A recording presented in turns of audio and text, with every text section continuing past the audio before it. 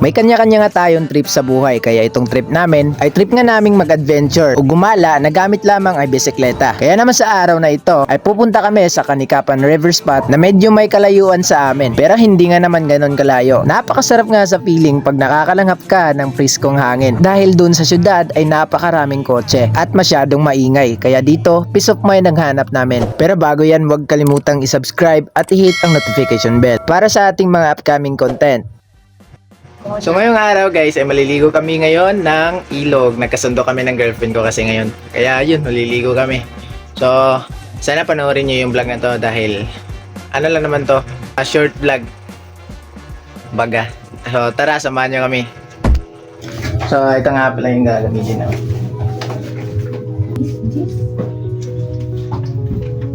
Lusod ang ulo guys. Lusod. Nanarag na siya guys. So let's go guys. Samahan niyo kami. Mag-adventure. Adventure mo. Good to.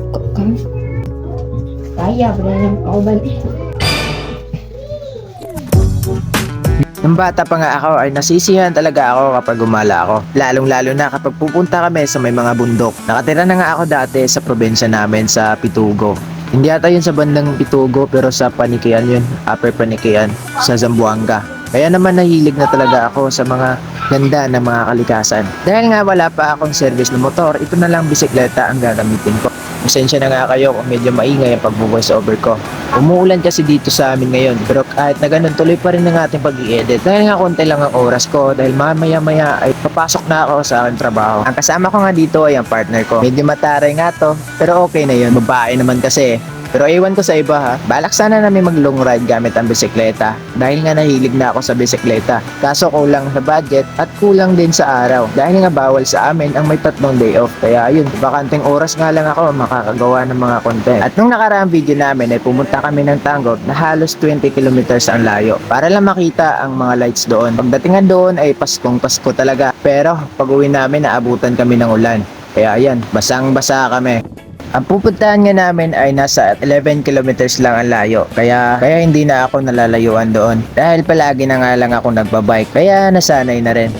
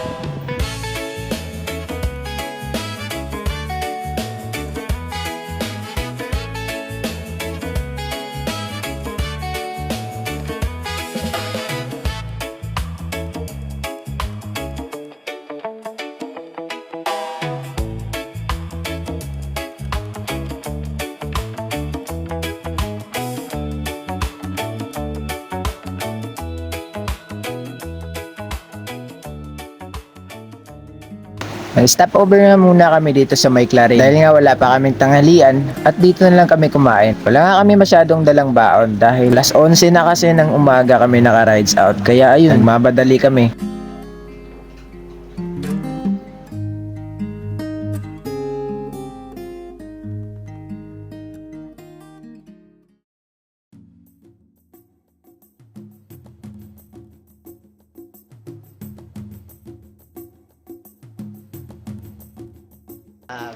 Akala nga namin dito ay nandito na kami sa pupuntahan namin. Kaso, nung may napagtanungan kami na taga rito ay hindi pa pala dito. Doon sa unahan pa pala yun sa may tulay.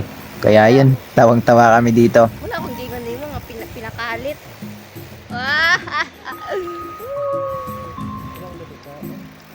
Dari ba to? Di lagi.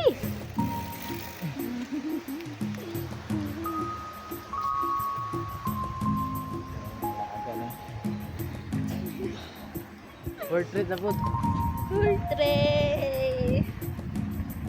Let's go guys! Picture na! Picture na po! Wow!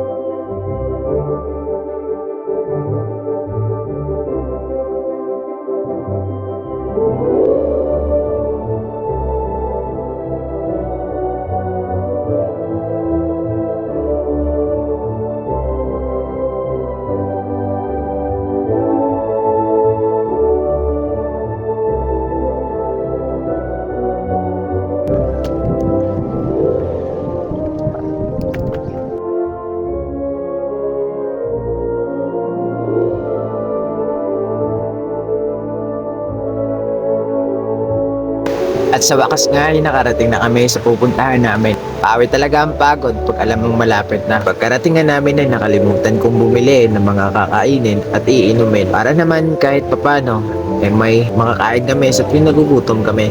Dito nga ay huminto muna kami dahil hindi namin alam kung saan dadaanin yung papuntang may ilog doon na mapagpwestuhan. Kaya ayan, Ligo ka! nagtanong-tanong na lang kami dito. Yung ilog nga ngayon dito ay hindi malinaw dahil gagawa ng ulan kahapon. Pag December talaga ay madalas talagang uulan, kaya ano pang aasahan mo?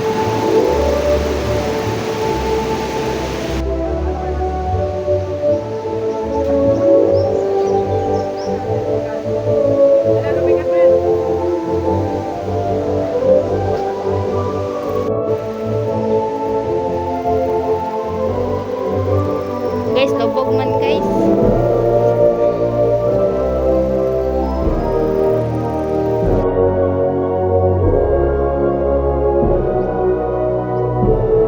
Dito nga muna kami sa unang spot dahil naghahanap pa kami ng magagandang pagpwestuhan. Dire ba dahil to? Dito na kami ngayon sa ilog na sinasabi namin. Kaso, hindi malinaw.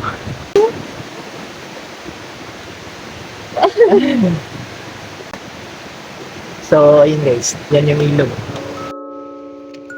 Maganda naman sana ang ilog at malamig pa. Kaso, medyo hindi nga malinaw gawa ng ulan tulad ng sabi ko kanina. Konti nga lang yung tao dito kaya sobrang tahimik talaga. Dito na sana sa cottage na to kami magpahinga at magchichill. Kaso, may bayad pala dito na 100 kaya lumipat kami sa may bato-bato lang ba. Tapos ayun, nagprepare ako. Dito nga nagalit tong isang to dahil nga hindi ako marunong kumuha ng picture. Kaya yan, galit na galit. Pag-input, so, nag-ini.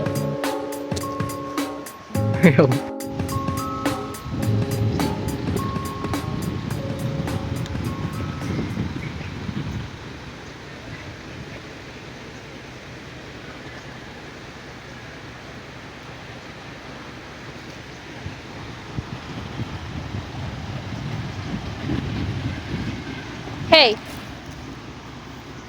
Hey! Hey, dude!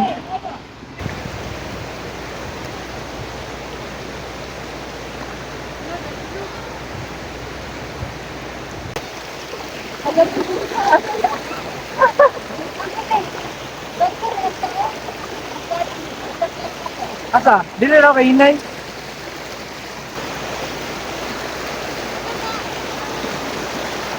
Gali na ka.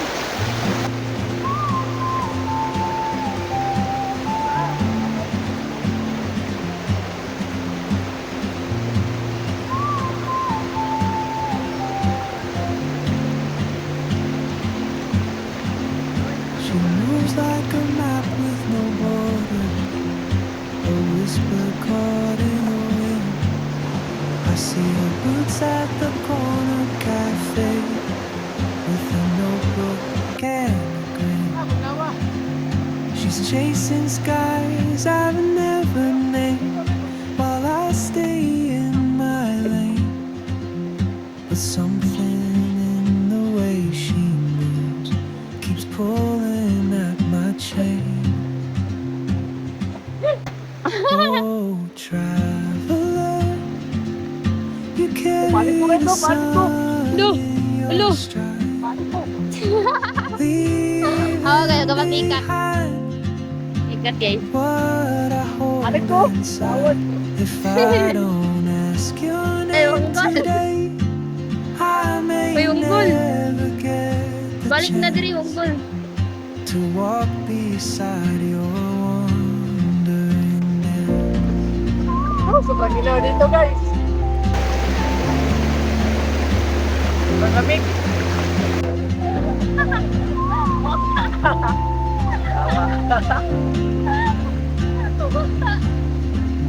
She hums a tune I've never heard in languages I can't speak.